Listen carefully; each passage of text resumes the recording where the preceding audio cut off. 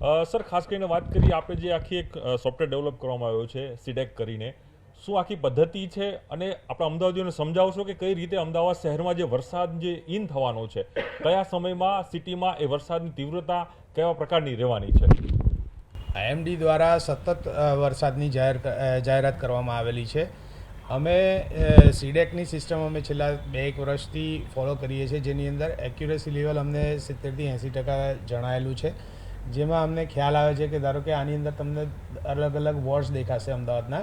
તો ધારો કે 3 વાગ્યાનું જોઈએ આપણે, તો 3 વાગે અત્યારે હાલ પૂરતું ખાલી બતાવે છે. એના રેન માર્કિંગ્સ અહીંયા બતાવેલા છે. એ પ્રમાણે 4 વાગે જોઈએ તો વરસાદ અંદર અમદાવાદમાં એન્ટર થઈ ગયેલો છે. તો આપણે એવું કહી શકીએ કે 3 થી 4ની વચ્ચે અમદાવાદમાં વરસાદ એન્ટર થશે. જ્યારે કે એમડીની જાહેરાત તો ફૂલ 24 અવર્સ માટેની છે. આજે અને કાલે બીજા 24 અવર્સ એટલે ટોટલ 48 કલાક માટેનું રેડ એલર્ટ જાહેર કરવામાં આવેલું છે. અત્યારે અમારી સંભાવના એવી બોલે છે કે 3 થી 4ની વચ્ચેથી અમદાવાદમાં વરસાદ એન્ટર થશે. એટલે હું આપણે બતાવવાનો પ્રયાસ કરી આપીશું કે અત્યારે જે સોફ્ટવેર છે સીડેકના માધ્યમથી જે ખબર પડી રહ્યું છે કે અત્યારે જે બપોરના 4 કલાકનો આ જે છે શેડ્યુલ છે, અને એમાં જે વરસાદ છે તે ઇન થઈ રહ્યો છે મધ્યપ્રદેશ, એટલે કહી શકાય કે વડોદરા તરફથી સર આવી રહ્યો છે. એટલે જે શરૂઆત છે, જે ડેન્સિટી રહેશે વરસાદની, એ વસ્ત્રાલ, ઓઢવ, કઠવાડા, નારોલ, નરોડા, નિકોલ, બાપુનગર એ વિસ્તારમાં રહેશે, સ્ટેશનપોરા વિસ્તારમાં. ત્યારબાદ એ સિટીમાં એન્ટર થશે વરસાદ. યસ, આ તરફથી અત્યારે ઇન્ટેન્સિટી વધારે છે, જ્યારે કે આ ઇન્ટેન્સિટી ઓછી છે. 3 વાગે બિલકુલ બ્લેન્ક હતું અને 4 વાગે આખું ભરાઈ ગયેલું છે. દેટ મીન્સ કે આ તરફથી વરસાદ આવી અને આ તરફ નીકળી રહ્યો છે. અત્યારે કન્સન્ટ્રેશન એ રીતે દેખાઈ રહેલું છે. ઓકે, 5 વાગ્યાની કઈ રીતની સ્થિતિ હશે સિટીની અંદર? આપ જોઈ શકો છો કે સાંજના 5 કલાકનું આ જે સોફ્ટવેર બતાવી રહ્યું છે, એટલે અહીંથી એકદમ રેડ અને ઓરેન્જ અને કહી શકાય કે જે આખું દેખાઈ રહ્યું છે આકાશ વિસ્તારની અંદર. અત્યારે જે 4 વાગ્યાનું જે આખું શિફ્ટ હતું એ 5 વાગે આ તરફ શિફ્ટ થઈ ગયેલું છે. પાલડી, વાસણા, ઈસનપુર, લાંબા, ગોમતીપુર, જ્યારે કે આ વિસ્તારમાં થોડુંક ઓછું થઈ રહ્યું છે. ઈસનપુર અને વસ્ત્રાલની નીચેનો જે પટ્ટો છે એ આખો પટ્ટામાં હજી પણ વરસાદ રહેશે જ કન્ટિન્યુઅસ. એવી રીતનું પ્રિડિક્શન્સ ચાલે છે. ચોક્કસ એ પણ વાત સમજ પ્રયાસ કરવો છે કે કઈ રીતની વ્યવસ્થા મહાનગરપાલિકાએ કરી છે, જે રીતે આઈએમડી, વિન્ડી હોય કે પછી સીડેક, ત્રણેય અલગ અલગ સિસ્ટમ પોતાની જે વેધર છે વાત કરી રહી છે કે આજે ને આવતીકાલ 2 દિવસ અમદાવાદ અને આસપાસના વિસ્તાર માટે ભારે છે. આખી વ્યવસ્થા મહાનગરપાલિકા કઈ રીતે ટીમોને સ્ટેન્ડ બાય રખાઈ છે, કારણ કે 2 દિવસ સ્કૂલની રજાઓ પર રખાઈ છે, પરંતુ મહાનગરપાલિકાનું જે વર્ક છે એ કઈ રીતે રહેશે આ 2 દિવસ માટે? અત્યારે અમદાવાદ મહાનગરપાલિકા દ્વારા માનનીય મ્યુનિસિપલ કમિશનર શ્રી અને માનનીય મેયરશ્રીની સૂચના મુજબ તમામ સ્ટાફ, કોઈ પણ વિભાગનો હોય એ તમામ સ્ટાફને અત્યારે ફિલ્ડ પર જ હાજર રહેવાની સૂચના છે. અને તે મુજબ આજે સવારથી સમગ્ર તંત્ર કામે લાગી ગયેલું છે. એસ્ટેટ વિભાગ છે તો જે ભયજનક મકાનો છે, જે ભયજનક મકાનના વિસ્તારો છે એની અંદર સતત સૂચના આપી રહ્યું છે, સતત એનાઉન્સમેન્ટ ચાલી રહી છે કે આપ ભયજનક મકાનમાંથી બહાર આવી જાઓ.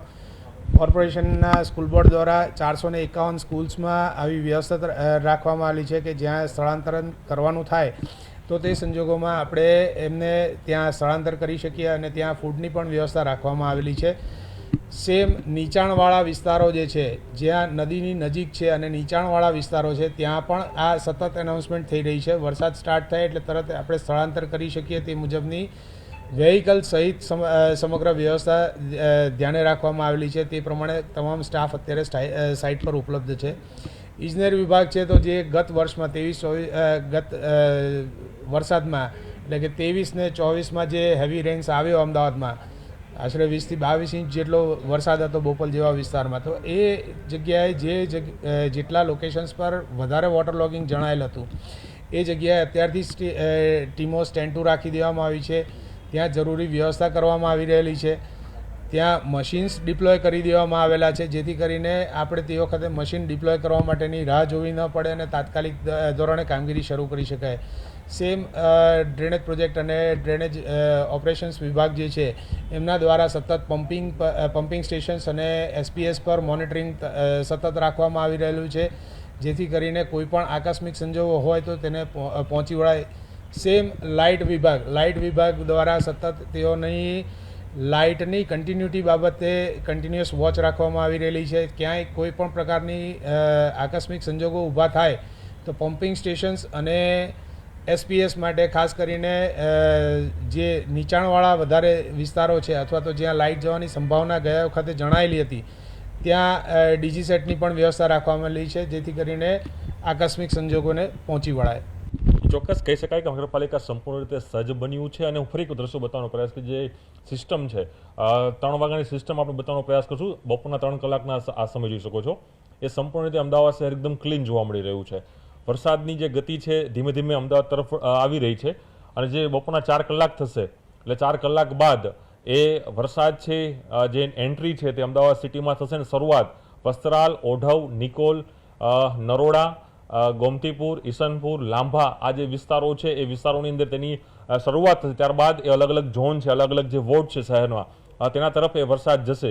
અને ત્યારબાદ એકદમ હેવી રેન છે તે પડવાની સંભાવના વ્યક્ત કરાઈ છે. તે ચોક્કસ કહી શકાય કે જે રીતે 2 દિવસ આજ અને આવતીકાલ સમગ્ર ગુજરાતના અનેક એવા જિલ્લાઓ છે જેની ઉપર હાઈ એલર્ટ જાહેર કરાયું છે, રેડ એલર્ટ જાહેર કર્યું છે. જેના કારણે જે તંત્ર છે તે ખડેપગ જોવા મળી રહ્યું છે. અને સાથે જ લોકોને પણ અપીલ કરવામાં આવી છે કે લોકો કારણ વગર બહાર ન નીકળે અને વેધરને લઈને પણ જે સતત મેસેજ મળ્યા છે તેનું તે લોકો ફોલોઅપ લે. કેમેરામેન હિરેન શાહ સાથે પ્રણવ પટેલ, ન્યૂઝ 18 અમદાવાદ.